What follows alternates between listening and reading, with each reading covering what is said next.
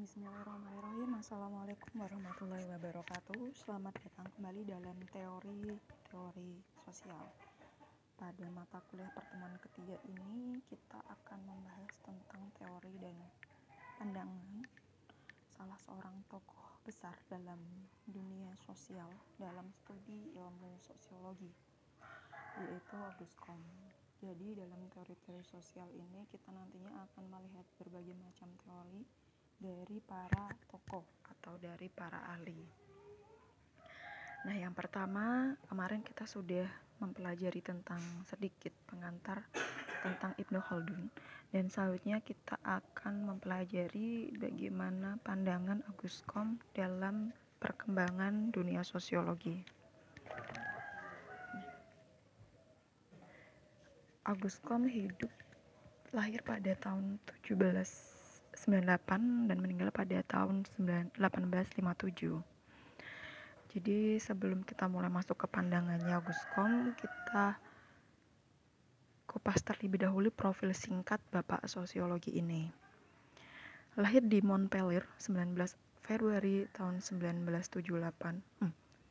Tahun 1979 ya itu seriusnya. Berasal dari keluarga menengah. Ayahnya adalah seorang petugas pengumpul pajak resmi. Jadi karena latar belakang keluarga berasal dari kelas menengah, maka ia berkesempatan mengenyam pendidikan di salah satu sekolah terbaik di Montpellier, yaitu di École Polytechnique. Jadi École Polytechnique ini merupakan sebuah akademi yang terkenal dengan republikanisme dan filosofi proses. Karena tidak bisa melanjutkan kuliah di École Polytechnique karena ada masalah di institusinya, maka ia melanjutkan sekolah kedokteran di salah satu institut di Montpellier. Pada tahun 1817 ada sebuah peristiwa ya bisa dikatakan merupakan sejarah bagi Auguste Comte karena ia menjadi murid Claude Henry Saint-Simon. Jadi Saint-Simon ini merupakan seorang filsuf di Prancis. Nah, tapi sayangnya mereka pecah kongsi karena ada sedikit masalah waktu itu. Pada tahun 1824 Comte dan Saint-Simon ini bertengkar karena Comte yakin Saint-Simon ingin menghapus namanya dari daftar ucapan terima kasih. Comte menuliskan bahwa hubungannya dengan Saint-Simon mengerikan, bahkan ia tanpa ragu menggambarkan Saint-Simon sebagai penipu hina. Setelah momen tersebut, Saint-Simon dan Comte benar-benar tidak bekerja sama lagi. Meskipun akhirnya berpisah jalan, tapi Comte mengakui bahwa Saint-Simon memiliki pengaruh besar terhadap dirinya, terutama dalam cara ia memandang studi sosial, studi masyarakat.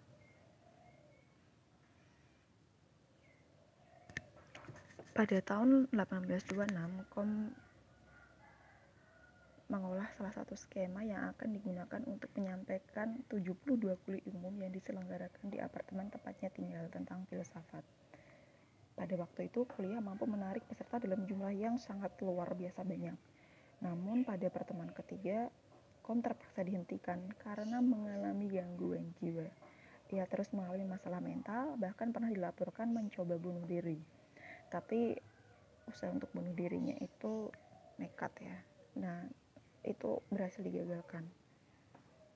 Kemudian meskipun gagal mendapatkan posisi reguler sebagai pengajar di École Polytechnique pada tahun 1832, 5 tahun selanjutnya Comte mendapatkan posisi tambahan sebagai penguji tes masuk. Karena posisi ini ia mendapatkan pendapatan dalam jumlah yang layak. Selama kurun waktu tersebut, Comte mengerjakan 6 karya yang melambungkan namanya, yakni Cours de philosophie positiviste yang terbit antara tahun 1830 hingga 1842. Dan dalam karya Cours de philosophie positiviste ini, kita menemukan istilah sosiologi pertama kali. Ia menguraikan bahwa dalam buku tersebut ia menguraikan pandangannya bahwa sosiologi adalah ilmu tertinggi, dan ia juga berani menyerang École Polytechnique secara terbuka, dan dia harus mendapatkan konsekuensi bahwa ia tidak lagi bekerja sebagai asisten pengajar di Politeknik tersebut.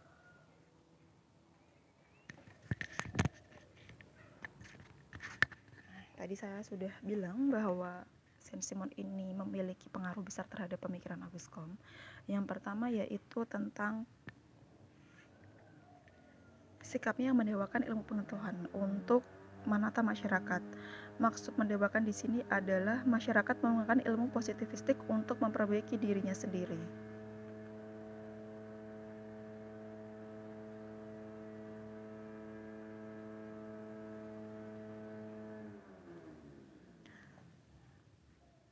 Pandangan ini memiliki pengaruh langsung kepada murid sekaligus stafnya, yaitu Auguste Comte, sehingga telah melahirkan studi sosiologi.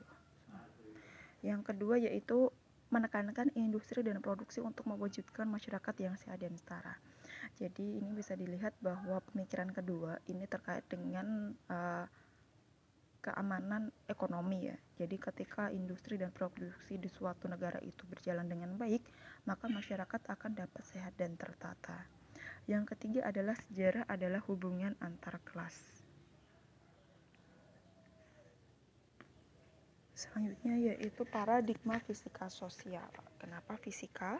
Karena sudah dijelaskan tadi bahwa Comte ini orang yang menjunjung paham atau paradigma positivistik, yaitu paradigma yang melihat ilmu sosial sebagai ilmu yang tidak jauh berbeda dengan ilmu alam. Jadi pendekatannya yaitu menggunakan pendekatan positivistik, maka lahirlah paradigma sosial. Jadi kau mempelopori penggunaan paradigma positivisme dalam mengkaji masyarakat, yaitu dengan prinsip rasional, dapat diukur, dan hasilnya dapat dipertanggungjawabkan secara ilmiah. Masyarakat adalah objek yang tidak jauh berbeda dengan alam. Kemudian membangun sosiologi dengan mengikuti aturan ilmu alam, yaitu berfokus pada statistika dan dinamika sosial. Ia juga menuturkan bahwa dinamika sosial lebih penting dari struktur sosial. Nah, selain paradigma fisika, ia juga mengeluarkan pandangan tentang hukum 3 tahap. Apa itu hukum 3 tahap? Yaitu lebih seperti sejarah perkembangan manusia dalam menilai ilmu studi kemasyarakatan atau sosiologi tersebut.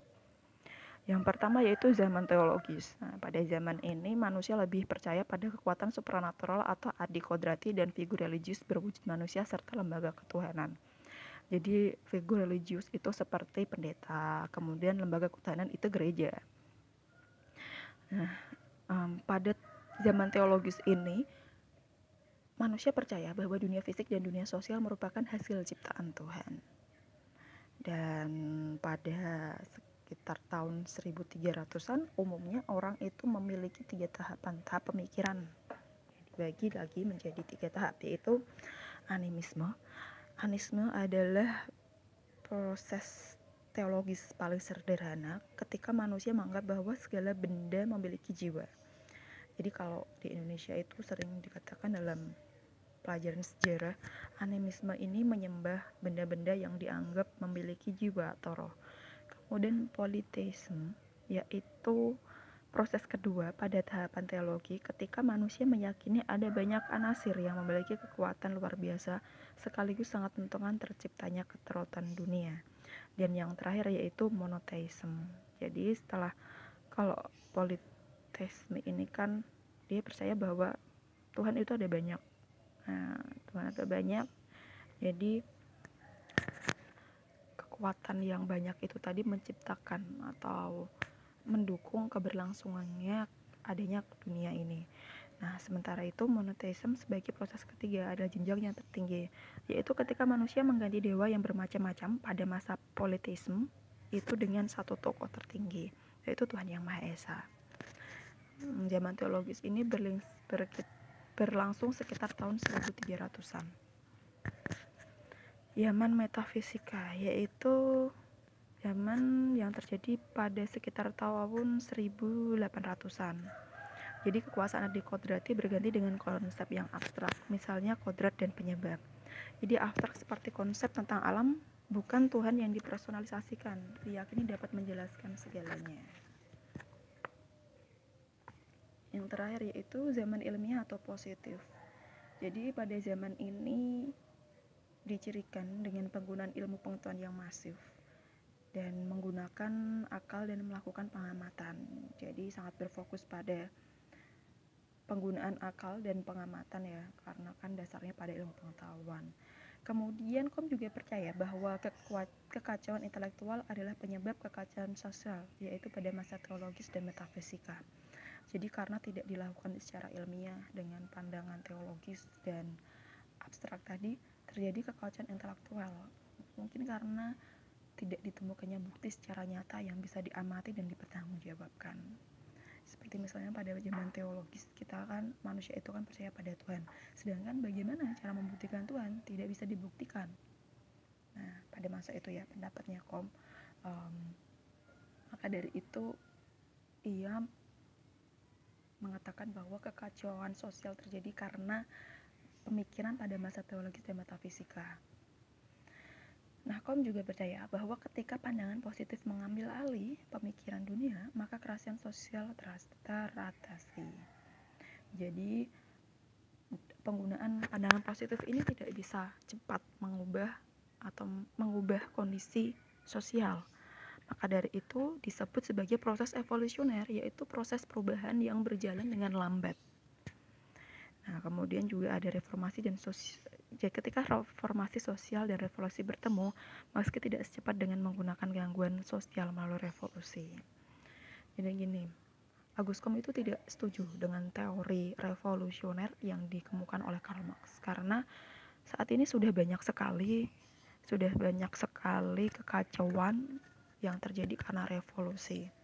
Ya, misal seperti revolusi Prancis dan revolusi industri yang terjadi di Inggris itu memberikan dampak yang luar biasa dalam perkembangan dunia, tapi tetap saja revolusi itu menghasilkan banyak korban, baik itu secara materi bahkan juga nyawa masyarakat yang menjadi korban dalam proses revolusi tersebut. Ada banyak hal yang harus dikorbankan dalam proses revolusi. Makanya proses revolusi ini bisa dapat berjalan dengan cepat, beda dengan proses evolusioner yang berjalan dengan lambat. Nah, kemudian pendekatan yang digunakan oleh Kom ini yaitu konservatis, reformis, ilmiah, positivistik, dan evolusioner. Penekanan pada karakter sistematis masyarakat beserta hubungannya dengan berbagai komponen masyarakat.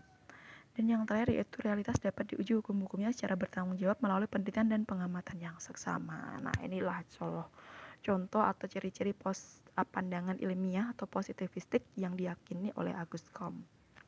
Nah, sekarang tugas kalian adalah memberikan tanggapan, kritik atau saran. Kalian boleh setuju atau tidak dengan pandangan Auguste Comte mengenai teori positivistik, yaitu teori yang mengatakan bahwa dunia ini bisa diamati seperti ilmu alam, yaitu bisa diamati atau diuji secara terukur, ilmiah, dan dapat dipertanggungjawabkan tadi. Apakah kalian setuju bahwa dunia sosial bergerak seperti dunia alam? Ya, nanti jawabannya silahkan dikirim ke Google Form yang saya kirim, dan itu sekaligus menjadi salah satu media presensi kalian ya selain di virtual class. Baik, begitu saja yang saya sampaikan. Semoga kuliah kali ini bermanfaat. Terima kasih. Wassalamualaikum warahmatullahi wabarakatuh.